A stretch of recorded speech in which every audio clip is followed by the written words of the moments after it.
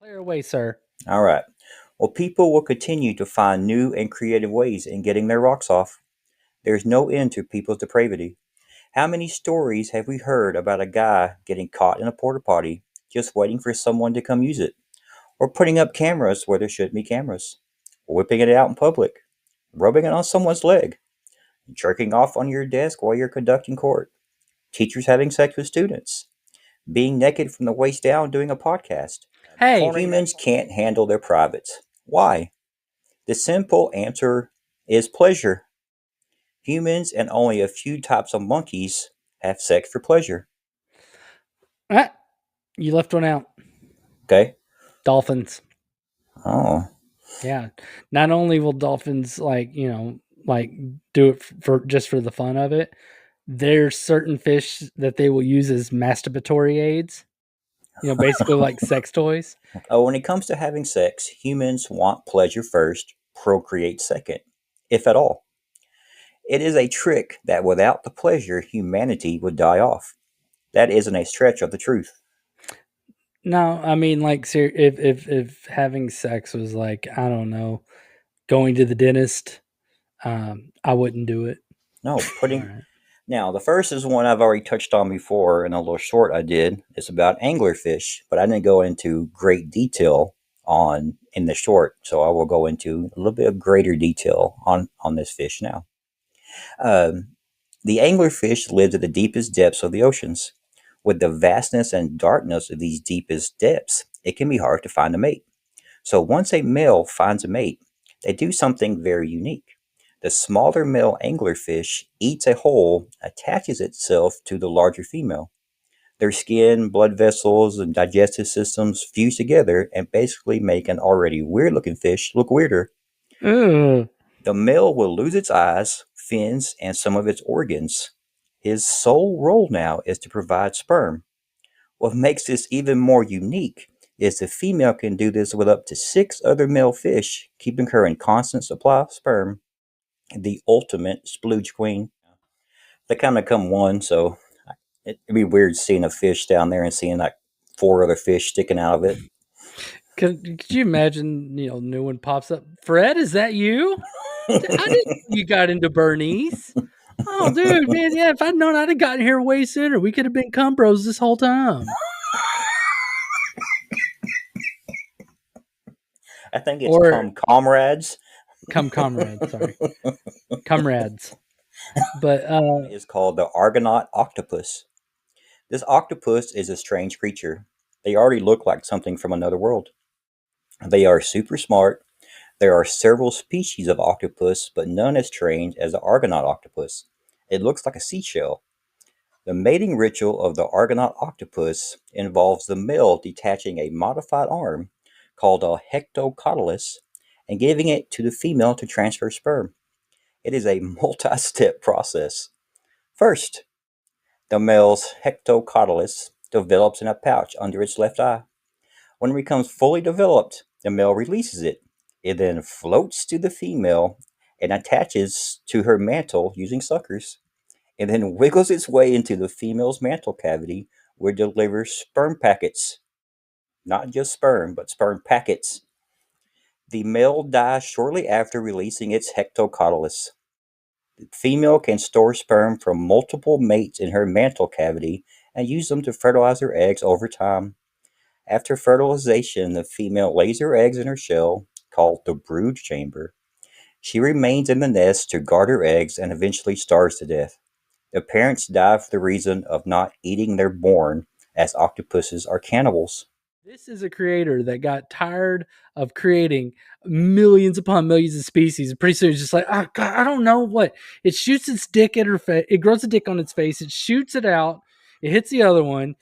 She has her eggs, and then the bitch dies. Okay, just let's move on to the next animal. Come on. Yeah. Come on, bring me She the could duck. store it. What the hell's a platypus? Throw a duck bill and a beaver tail on it. Go next. Sometimes it takes a few nudges and some sweet talking, but then the cow will widen her stance and urinate into the bull's mouth.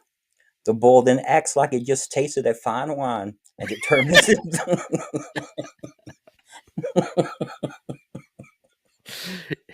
It's pretentious with an oaky finish. I believe you are ready. The bull then acts like it just tasted a fine wine and determines if the pea is suitable for the rest of the table. On average, bulls must approach 150 females before finding one who is ready to mate. That is a lot of pee. There, I mean, like, let's see. I know we're not exactly flooded with listeners, but I guarantee you, we got a couple of come on, all right, you're freaky, and you kind of maybe enjoy those kind of showers. And he's like, God, I wish I could reincarnate as a giraffe. Oh man, so lucky. Ah. Uh, the way they described the giraffe taking the piss in his mouth and like swishing it around like it's trying to determine if it really tastes good or not. Pretty damn funny. Okay. Yeah. No, I could. Wow. All right. So you stubbed your toe yesterday morning. You had diarrhea a week ago, and you you did what to him? Anyway, but no. Fred, just funny. is that you? Why do I taste Fred? Why do I taste you? I guess it makes sense being that it's out of their nose range. But then again, if you could bend your fucking head down to drink piss, you could bend your head down to smell her ass or something. I mean, come on. Then they want to get to drink pee, Daryl. Giraffes are like, dude, don't fuck this up for us. Shut up. Shut up. They think we have to. North American porcupines must go to great lengths to get the attention of a female, which only go into heat once a year for 8 to 12 hours. Prior to ovulating, the female secretes a fragrant to a porcupine vaginal mucus that lures males closer. The lucky male that finds her first must chase away any cockblockers, i.e., rivals. This can last as long as 3 days. Then, once they are alone, he turns down the lights down low, looks deep into her eyes, and trenches her in an explosive jet of urine described as a high-speed projectile to stimulate ovulation. Once she is properly turned on, she curves her tail over her back so the male can rest his paws on her quill-free underside. Ostrich. The ostrich, or better known as giraffe chickens, ducks. Ducks fall in the same category of the ostrich as being in the 3% of birds with a schlong. Oh, yeah, that is a gross looking thing. Yeah, however, it is shaped like a corkscrew. Not only that, but it can also be up to 8 inches. To put that in perspective, it'll be like a man having a dick the size of his forearm. I would think it'd be even bigger than that because, I mean, like most ducks are maybe a foot long in their torso. Okay, yeah, absolutely. I mean, essentially, that'd be like most men having a 3-foot long dick. Like an extra leg. Yeah. Except a skinny corkscrew that's meant to like find its way through the duck vaginal maze. Yeah. So not only are they large and girthy, but they are also sharp and full of backward pointing spikes. It allows them to really latch on to the female duck.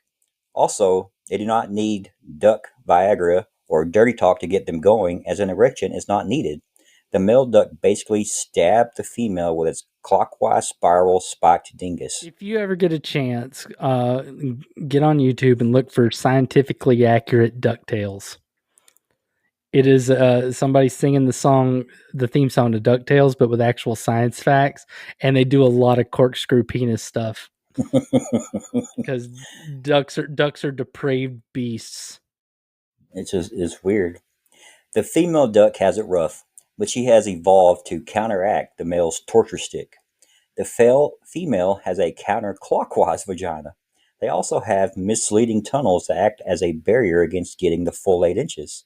Yep, This is an vaginal effort. maze. Yep, this is an effort to confuse or deflect the prickly prick. She also has a way to make sure that the sperm of the favored male will fertilize her eggs. What does that mean, you ask? It means females are often forced into mating, and sometimes by several at once. This allows her to control her duckling count. I mean, I'm thinking this is one of those things where, like, when God got the ducks, They're like, dude, it's just like geese. And he's like, no, it's got a shorter neck. Okay, so it's like a short neck goose. Well, no, it quacks. Okay, so it makes a little different noise, but it's basically a goose with a short neck that quacks. No, man, look at the size of its corkscrew dick. Look at that. See, Look at it's that different. thing. Look. She's got a vagina maze. Huh. You like that? There you go. All right, I'm going to finish on this one. I haven't heard of this bird before, but now that I have, it's pretty interesting. It's called the ruff bird, or RUFF. Certain male ruff birds' mating habits are very unusual.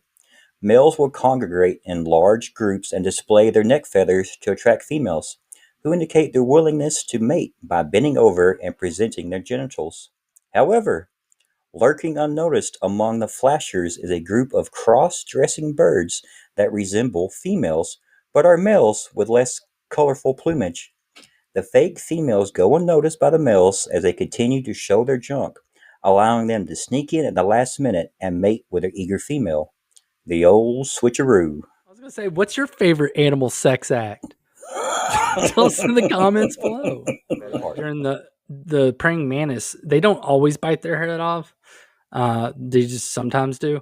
But when they do it while it's in the act, and the headless male still keeps just like, and it just goes to show, we don't really have enough blood to run both.